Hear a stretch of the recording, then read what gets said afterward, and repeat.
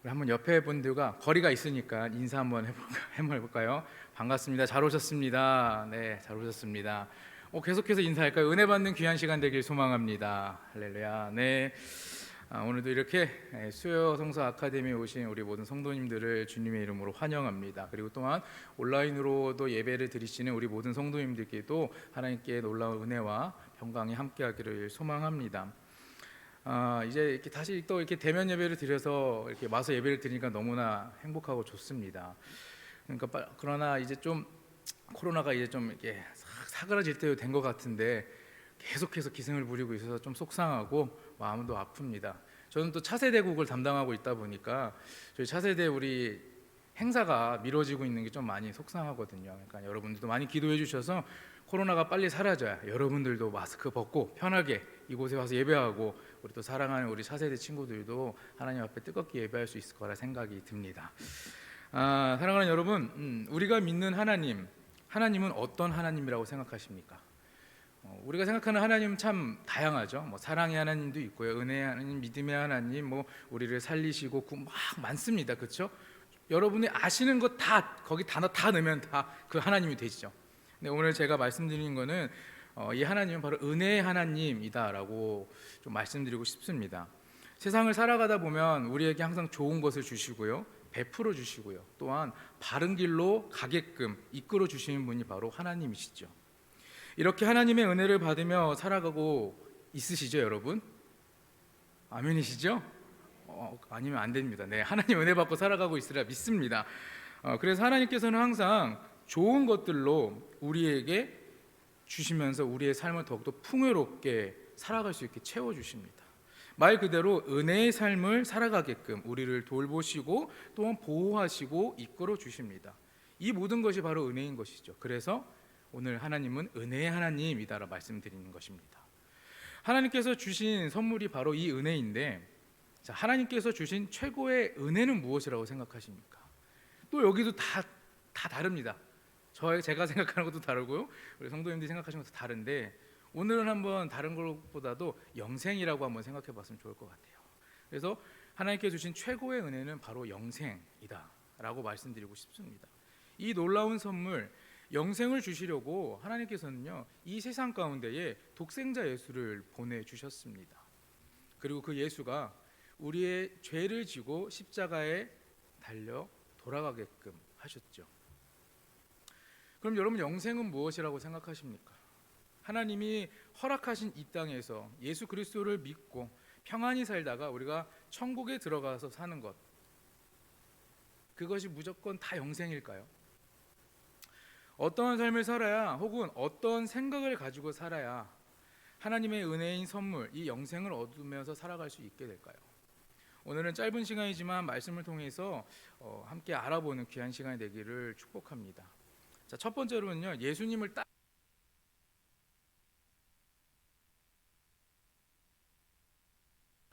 이 고백에서 바울은요, 자기 인생의 목표를 정확하게 밝히고 있습니다. 하나님께서 부르신 부름의 상을 위해 달려간다. 오늘 14절 말씀이 이렇게 나와 있습니다.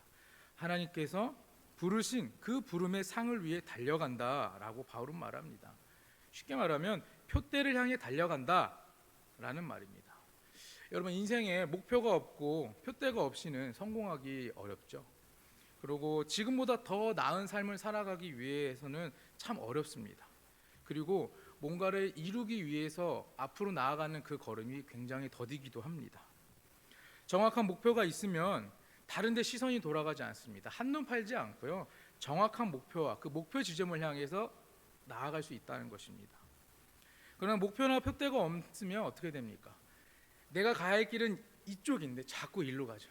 왼쪽으로 가. 하나님께서 계속 앞으로 와라고 얘기하는데 그게 보이지 않으니까 자꾸 왼쪽으로 가고 오른쪽으로 가고 뒤돌아가고 계속 엉뚱한 길을 가게 되는 것입니다.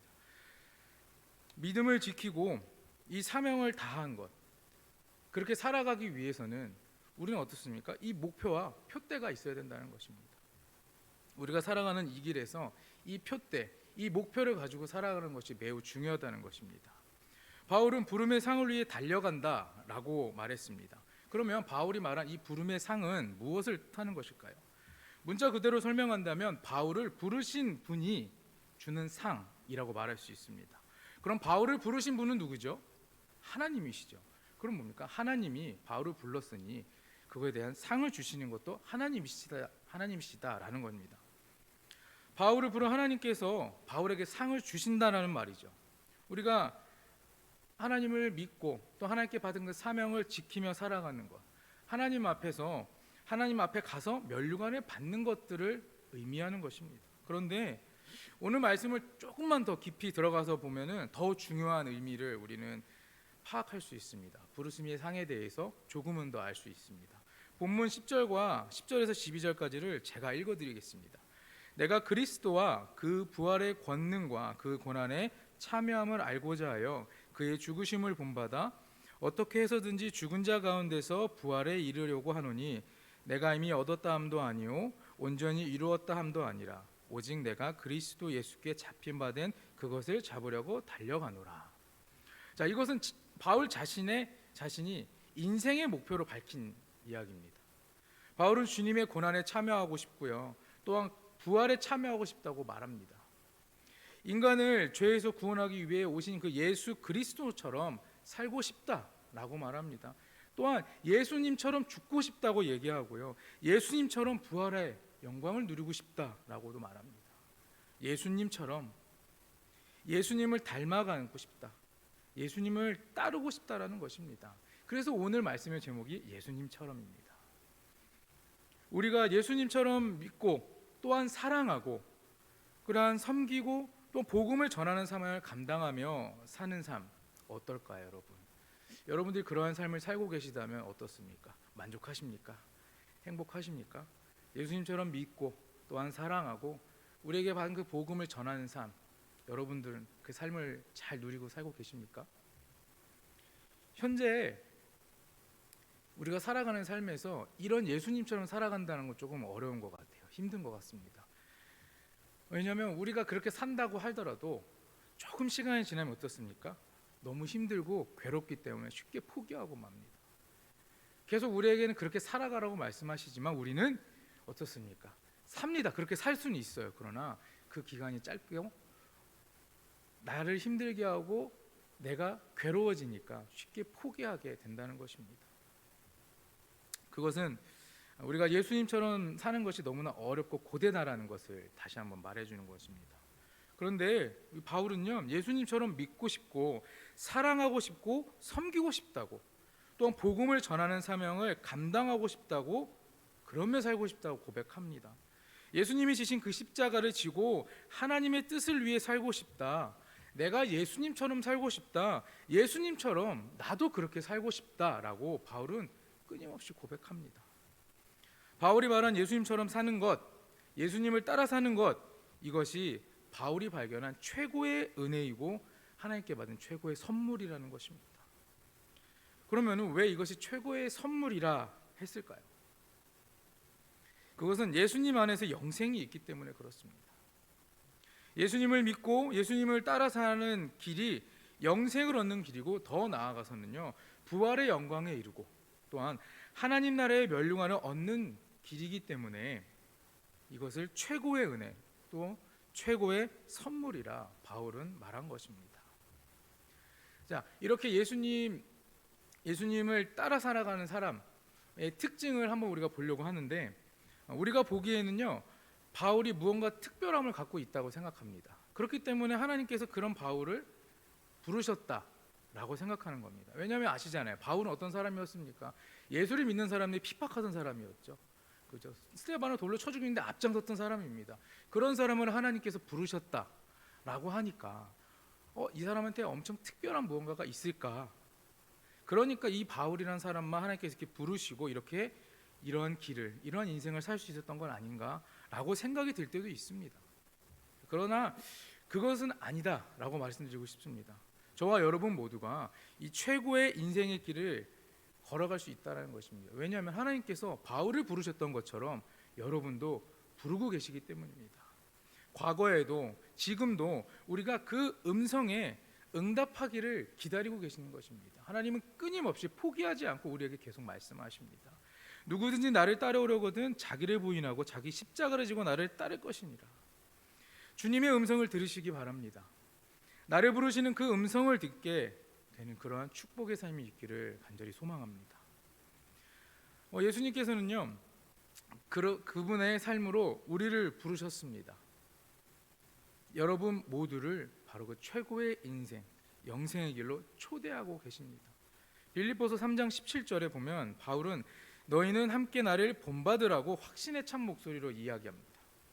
그분의 초대를 거절하지 마시기 바랍니다. 예수님이 항상 부르십니다. 하나님이 항상 부르십니다. 우리 어떻습니까? 그 음성이 들리는데도 자꾸 우리가 하나님 품에 안겨 있지 않고 세상을 향해 있고 내 눈과 내 행동, 내 몸이 세상을 가 있기 때문에 그렇게 하나님께서 나를 부르시고 예수님께서 나를 자꾸 초대하시는데 끊임없이 초대장을 보내는데 우리는 그 초대장을 뜯어보지도 않고 말씀하시는 그 음성을 듣고 흘려버리고 살아가고 있다는 것입니다. 그분의 초대를 거절하지 마시기 바랍니다. 부르시면 아멘 하시고 따라 나가시는 우리 성도님들이 되길 축복합니다. 그것이 우리 인생의 최고의 삶이고 또한 가장 영광스러운 삶이 되는 이유입니다. 영생은요, 우리 오직 예수님을 따르는 데만 있다고 합니다. 바울이 말한 대로 예수님을 따르고 예수님처럼 사는 사람들, 그런 사람들은 과연 어떠한 특징을 가지고 있기에 그런 삶을 살아갈 수 있었던 것일까요? 예수님을 따르는 삶의 특징을 두 가지로 잠깐 생각을 해봤는데 본문을 보면 바울이 말한 조금은 특별한 표현이 있습니다. 여긴다라는 겁니다. 여긴다. 그래서 이 단어를 통해서 예수님을 따르는 삶의 특징에 대해서 알아보려고 합니다.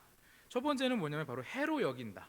해로 여긴다는 것입니다. 본문 7절과 8절을 읽어드리겠습니다. 그러나 무엇이든지 내게 유익하던 것을 내가 그리스도를 위하여 다 해로 여길 뿐더러 또한 모든 것을 해로 여김은 내 주 그리스도 예수를 아는 지식이 가장 고상하기 때문이라. 내가 그를 위하여 모든 것을 잃어버리고 배설물로 여김은 그리스도를 얻고. 이렇게 기록하고 있습니다. 과거에는 유익했던 것들, 그렇게 여겼던 것들을 이제는 해로 여긴다라는 말입니다. 이전에 사람들에게 너무나 자랑스럽게 여기고 말하고 그렇게 살았던 것들을 다 해로 여겼다라는 것입니다. 5절과 6절에 나는 8일 만에 할례를 받고 이스라엘 족속이요 베냐민 지파요 히브리인 중에 히브리인이요 율법으로는 바리새인이요 열심으로는 교회를 박해하고 율법의 의로는 흠이 없는 자라. 이렇게 이야기합니다. 종교적으로 혈통을 자랑합니다.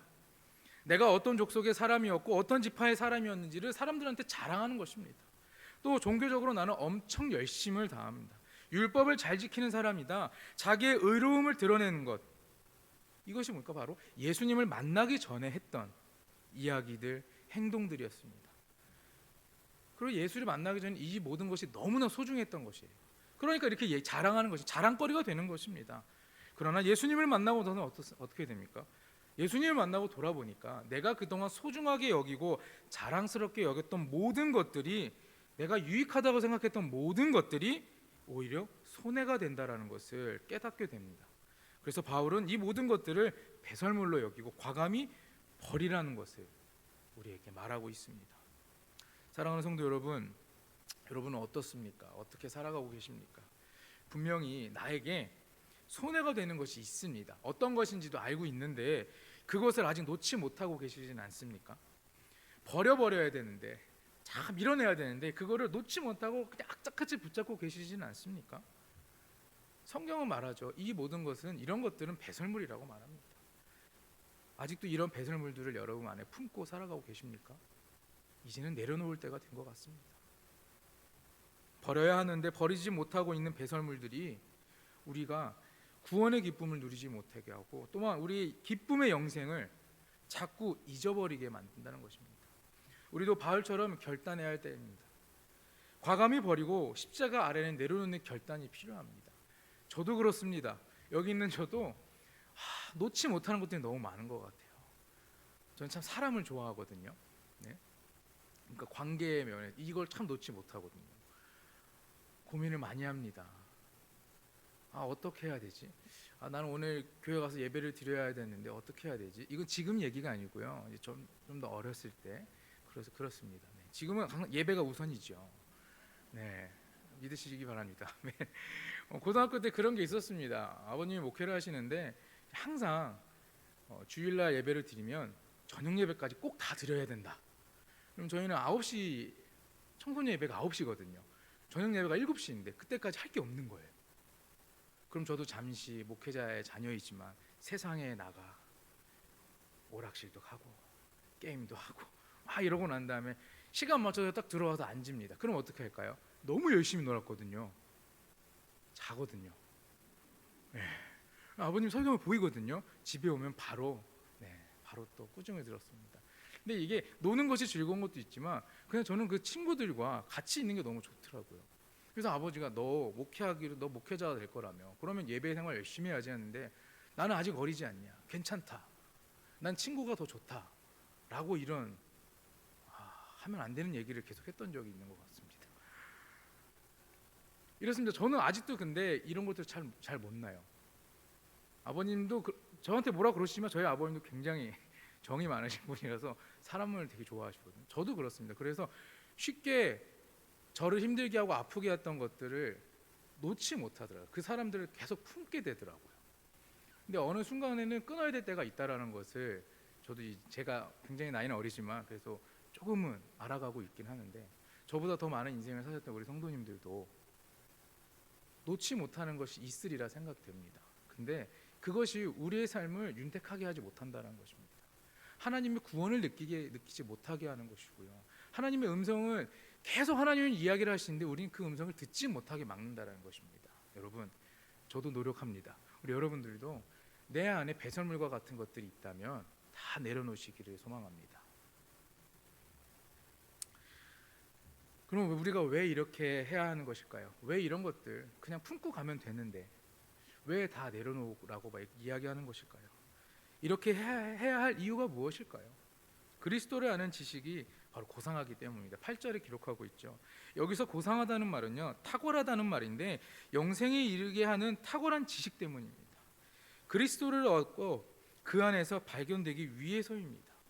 또한 빌립보서 1장 20절 21절에 보면 나의 간절한 기대와 소망을 따라 아무 일에든지 부끄러워하지 아니하고 지금 전과 같이 온전히 담대하여 살든지 죽든지 내 몸에서 그리스도가 존귀하게 되게 하려 하나니 이는 내가 사는 것이 그리스도니 죽는 것도 유익함이라. 예수님을 만나는 사람은 자기 자신을 위해 믿지 않습니다. 오직 그리스도를 위해 믿는 사람들인 것입니다. 그리고 영생을 얻는 사람은 자기를 위해 사는 사람들이 아닙니다. 오직 그리스도만을 위해 사는 사람들인 것입니다. 예수님을 위해서 일하며 예수 그리스도에게 모든 초점이 맞춰져서 살아가는 것입니다. 모든 일이 바로 내가 아니라 주님을 위해서가 되는 것입니다. 우리가 예배를 드리는 것도 또한 교회 나와 헌신하고 봉사하는 것도 그리고 우리가 구제하는 일도 우리가 많은 사람들에게 사랑을 나누고 복음을 전하는 모든 일이 다 예수 그리스도를 위해서라는 것입니다. 사랑하고 복음을 전하는 일에도 마찬가지입니다. 예수님의 길을 따라가는 성도님들이 되기를 축복합니다. 예수님을 만나고 그의 길을 따라가는 여러분의 삶에 버릴 것이 있다면 구별하여 버리시기 바랍니다. 그렇게 된다면 부름의 상을 얻기 위해 우리는 더 앞으로 달려나갈 수 있게 된다는 것입니다. 우리가 이 상을 받기 위해서 이 표대를 향해 나아갔는데 우리의 길을 막는 것이 이 바로 배설물이라는 것입니다. 예수님을 만나 영생이라는 최고의 선물을 받기는 우리 모든 성도님들이 되어서 정말 하나님이 우리에게 말씀하실 때 하나님 나에게 또 응답하시는군요, 내 기도를 듣고 말씀하시는군요 하면서 기쁨으로 하나님 옆에 나아가야 되지 않겠습니까? 왜 자꾸 나의 인생에는 이런 고난이 있습니까? 왜 이런 역경이 있습니까? 왜 내가 한 걸음 한 걸음 내딛는 게 이렇게 힘듭니까? 라고 고백할 수 있지만 우리 안에 있는 것보다 먼저 정리가 돼야 하나님께서 말씀하시는 그 음성이 들리는 것이고 또한 우리가 얻게 되는 구원과 영생이 있다라는 것입니다. 두 번째로 예수님을 따르는 삶의 특징은 뭐냐면 잡은 줄로 여기지 않는다라는 것입니다. 본문 12절 13절에 내가 이미 얻었다 함도 아니요 온전히 이루었다 함도 아니라 오직 내가 그리스도 예수께 잡힌 바 된 그것을 잡으려고 달려가노라. 형제들아, 나는 아직 내가 잡은 줄로 여기지 아니하고 오직 한 일, 즉 뒤에 있는 것은 잊어버리고 앞에 있는 것을 잡으려고, 이렇게 기록하고 있습니다. 이미 얻었다? 온전히 이루었다고 생각하지 않고 아직은 잡지 않았다, 잡은 줄로 여기지 않는다라고 말합니다. 바울은요, 로마의 감옥에 있을 때 이 말씀을 기록했습니다. 주님을 만나고 지금까지 달려온 길들을 돌아보면서 돌이켜보니 엄청난 일들이 많았습니다. 물론 예수를 핍박했던 일도 있었지만 그 이후에 부르심을 받고 사도라는 칭함을 받고 난 후에 그가 행했던 모든 삶, 그런 인생을 뒤돌아보니 너무나도 큰 일들이 많았다는 것입니다. 아시아와 유럽을 다니면서 어떻게 했습니까? 복음을 전했습니다. 복음을 전했던 일, 또한 그의 발걸음이 닿는 곳곳마다 수많은 영혼들이 구원을 받은 기적의 역사가 있었습니다. 온갖 고난과 죽음의 고비를 넘기며 여기까지 달려온 바울입니다. 주님의 교회가 세워지는 것을 보았고요, 하나님의 나라가 세워지는 것을 보면서 너무나 자랑스러워하고 감사한 마음을 가졌습니다. 자, 그런데 무언가 잘 되고 있다고 생각될 때, 놀라운 주님의 기적을 보고도 이만하면 잘 믿는 거 아닌가? 이 정도면 할 만큼 한 것 같은데, 이 정도면 주님처럼 살기 위해서 나 정말 최선을 다한 것 같아 라는 이러한 생각을 할 수도 있다는 것입니다. 우리 여러분들은 그런 생각하지 않겠지만, 연약한 사람들은, 믿음이 약하고 흔들리는 사람들은 우리가 뭔가 잘 되고 있으면 하나님의 뜻이고 하나님께서 함께 해주셔서 가능한 것인데, 내가 이만큼 했으니까 됐다라는 그런 생각을 한다는 것입니다. 스스로 만족을 느낄 수 있습니다. 그렇게. 그런데 다시 잘 생각해 본다면 여기서 또 아니다라는 것입니다. 아직 멀었습니다. 아직 만족하기에는 너무나 이른 것이지요. 그렇기 때문에 우리는 더 멈출 수가 없는 것입니다. 주님처럼 부활의 영광에 이를 때까지 아직까지 우리는 계속 달려가야 한다는 것입니다. 여러분, 모두가 영생을 얻기 위해서 지금까지 달려온 것도 중요합니다. 여러분들도 믿음의 생활, 신앙생활 하시면서 열심히 하나님 앞에 나아오시고 달려가고 계시지 않습니까?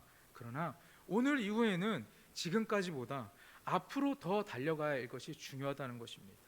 영생을 위해 마지막까지 포기하거나 멈추지 말고 계속해서 그 상을 받기 위해 달려나가는 우리 여러분들이 되길 간절히 축복합니다. 본문에서 제가 두 가지를 말씀드렸습니다. 해로 여긴다, 또한 잡은 줄로 여기지 않는다, 여긴다에 대해서 얘기를 했는데, 이 단어와 이 말과 연계되는 중요한 표현이 한 개가 더 있습니다. 제가 말씀 중에 계속 똑같은 단어를 많이 사용했는데, 달려간다라는 겁니다. 달려간다. 이 말은요, 추적한다 혹은 만족하지 못한다, 절대 포기하지 않는다라는 뜻을 가지고 있는데, 지금까지의 상황에 만족하지 않고 영생을 얻을 때까지, 부르심의 상을 받을 때까지 내게 무슨 일이 있더라도 나는 멈추지 않겠다라는 그러한 의미를 가지고 있는 것입니다. 마지막까지 예수님처럼 살다가 죽고 싶고, 예수님처럼 다시 부활의 영광에 이를 때까지 계속해서 나는 믿음과 이 사명의 길을 달려가겠다, 달려갈 뿐이다라는 것입니다. 이러한 삶이 하나님이 주신 최고의 선물입니다. 또한 최고의 은혜인 것입니다. 우리가 계속 달려가야 하는데, 그럼 어떻게 달려가야 할까요? 먼저 뒤에 있는 것을 잊어버리고 앞으로 달려가야 되는 것입니다. 뒤로 가는 것이 아니라 앞으로 나아가야 되는 것입니다. 여기서 뒤에 것들을 잊어버린다라는 말은 과거의 기억이 내가 하나님 앞에 나아가고 하나님께 상을 받는 부분에서 방해 요소가 될 수 있다는 것입니다. 그렇기 때문에 의식적으로 우리는 잊기 위해 노력해야 합니다. 무언가 큰 일을 했습니다.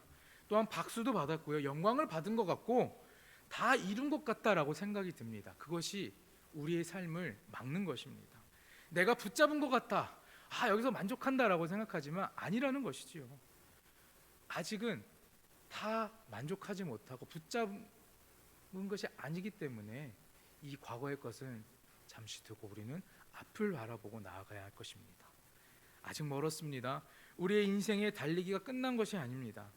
아직 목적지에 도착하지 않았기 때문에 뒤돌아보지 말고 지금까지 달려오신 것처럼 끝까지 모든 일에 붙들려서 하나님께 붙들리고 예수님께 붙들려서 그 부름의 상을 위해서 달려가는 것입니다. 그 달려가는 것을 막기 위한 것, 그것이 바로 과거의 것이고 배설물이니, 그것에 방해를 받지 않기 위해서 우리는 잠시 잊고 우리에게 말씀하시는 음성을 따라 앞으로 나아가야 할 것입니다. 나 자신의 영광을 위해 취하고 교만에 빠지게 하고 또한 주님을 따르는데 방해가 되기 때문에 의도적으로 잊고 자랑하지 말라는 것입니다. 내가 한 일이 아니기 때문입니다. 이 모든 일은 내가 한 것이 아니라 하나님이 하신 일이기 때문에 내가 마치 한 것처럼 보여주고 사람들에게 자랑하고 행동하는 모든 것은 주님이 하신 것입니다. 하나님이 하신 것입니다. 지금의 자리에서 뒤돌아보고 과거로 가지 마시고 오직 예수 그리스도를 통해서 앞으로만 전진하며 달려가시기를 간절히 바랍니다. 마지막으로는요, 영생의 길을 계속 달려가자는 것입니다. 사랑하는 여러분, 오늘 우리는 어떻습니까? 잘 달려가고 있는 것 같습니까? 저는 달려는 가는데 빠르지는 않은 것 같습니다. 무작정 우리가 달려간다고 모든 게 다 되는 것도 아니겠죠. 육상 경기를 보면 어떻습니까? 딱 시작점이 있고 결승점이 있습니다. 딱 출발을 했을 때 결승점을 지나야 끝나는 거고 상을 받고 하는데 딱 소리가 출발한 다음에 다 모든 선수들이 자기가 있는 트랙을 향해 뛰어가는데 나 혼자 갑자기 뒤로 뛰어가거나 다른 데로 가면 어떻습니까? 그거는 결승점에 더 멀어지는 것이고 하나님께서 우리에게 주시겠다는 그 상과 더 멀어지는 것이지 않습니까? 그래서 무작정 아무 곳으로 달려가는 것이 아닌 것입니다. 우리는 표대를 향해서 예수님께서 말씀하신 대로 그 부르심의 상을 따라 우리는 달려가야 할 것입니다. 예수님이 가신 사랑의 길, 복음을 전하는 길을 가고 있는지 여러분 한번 생각해 보시기 바랍니다. 과거의 은혜와 축복에 안주해버리고 또한 나에게 주신 사명과 책임에 소홀히 하고 있지는 않은지, 신앙의 달리기를 계속해야 하는데 벌써 힘을 잃어서 더 이상 달려가지 못하고 주저앉고 있지는 않으십니까? 우리는 달려가야 합니다. 부르심의 상을 위해 달려가야 하고요, 표대를 향해 달려가야 하고요, 영생을 얻기 위해 달려가야 합니다. 우리는 계속 달려가야 합니다. 철학자 데카르트는 하루는 공원에 앉아서 깊은 생각에 빠졌습니다. 그래서 시간 가는 줄도 몰랐다고 합니다. 저녁이 늦어지고 공원에 앉아 있는데 공원지기가 와서 이제 문을 닫아야 될 시간이 된다. 그래서 어디로 가시냐 물어보니 데카르트가 이렇게 말합니다. 내가 어디로 와서 어디로 가는지 잘 몰라서 이러고 앉아 있다라고 얘기를 합니다. 자, 데카르트는 자기가 어디서 와서 어디로 가는지 몰랐다고 얘기를 합니다. 그러나 우리는 이미 이 문제에 대해서 정답을 알고 있습니다. 저와 여러분은요, 하나님께로부터 왔고 하나님께로 가는 것입니다. 중요한 것은 무엇을 위해 살다가 가느냐인 것이죠. 우리는 하나님으로부터 왔고 하나님으로부터 가면 되는 것입니다. 하나님은 오늘 말씀을 통해 우리에게 말씀하세요. 알려주십니다. 우리는 부름의 상을 얻기 위해 살아야 합니다. 영생에 이르기 위해 살아가야만 합니다. 오직 예수 그리스도를 믿고 따르는 데에만 영생이 있음을 우리는 기억해야 할 것입니다. 예수님처럼 사는 것 쉬울까요? 어려울 것 같아요. 저는 또한 예수님처럼 죽는 것 더 못할 것 같습니다. 근데 어떻게 보면 예수님처럼 죽어야 우리가 다시 한번 이 부활의 영광을 누리게 될 텐데 아직까지는 저는 신앙이 많이 부족한 게 많은 것 같습니다. 예수님처럼 살고 예수님처럼 죽는 것 너무나 어렵지만 우리가 그런 삶을 살기 위해서 늘 노력하고 나아가야 한다는 것입니다. 예수님처럼 100% 똑같이가 아니라 예수님을 닮아가는 삶을 사는 것이 바로 우리가 영생을 얻고 부활의 영광을 누리는 축복의 삶이 된다는 것입니다. 우리를 교회로 부르신 이유가 여기 있습니다. 우리에게 계속해서 말씀하시는 이유가 이곳에 있다는 것입니다. 영생의 삶을 살게 하기 위해서입니다.